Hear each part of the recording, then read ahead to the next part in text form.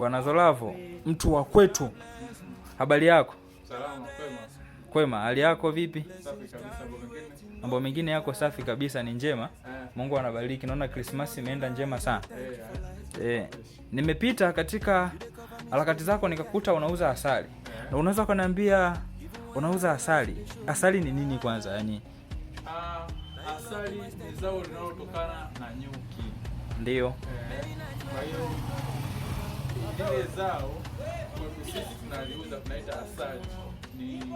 Inatumika kwa ajili ya faida vitu vingi kwa ajili ya binadamu. Oh. Sawa sawa. Kwa mfano inatumika ina faida gani kwenye mwili wa binadamu sasa? Maana unasema faida ya kwanza inaongeza damu. Ndio. Faida ya pili inaongeza uwezo wa kukumbuka vitu. Ndio. Lakini faida ya tatu, asali inatumika kwa ajili ya vipodozi visivyokuwa na kemikali. Kwa mfano kuchanganya asali na usoni kwa ajili ya kutumia vipodozi visivyokuwa na kemikali. Asante sana. Na je, nikihitaji asali kama lita 1 au lita 3 au lita 5, gharama yake ikoje? Lita 1 kwa sasa ni 15,000. Alafu kuna kilo moja shilingi 10,000. Alafu kuna nusu shilingi 5,000. Alafu kuna robo shilingi 3,000. Lakini kuna gramu 200 inauzwa shilingi 2,000 na gramu 100 inauzwa shilingi 1,000. Ila lita 5 inauzwa 57. Sawa. Nashukuru kwa kupata hizo bei. Lakini je, mtu anahitaji anaweza akakupataje?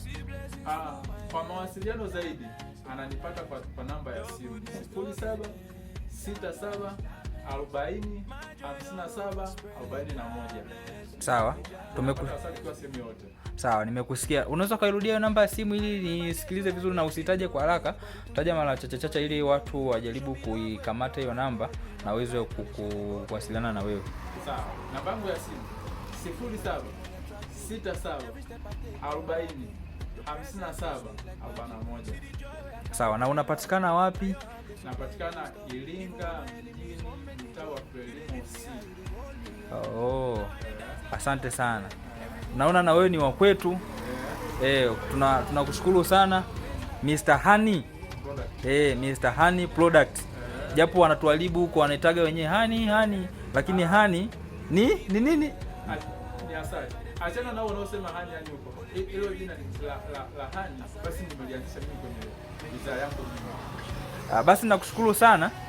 Basi uwe na kazi njema. Nashukuru pia.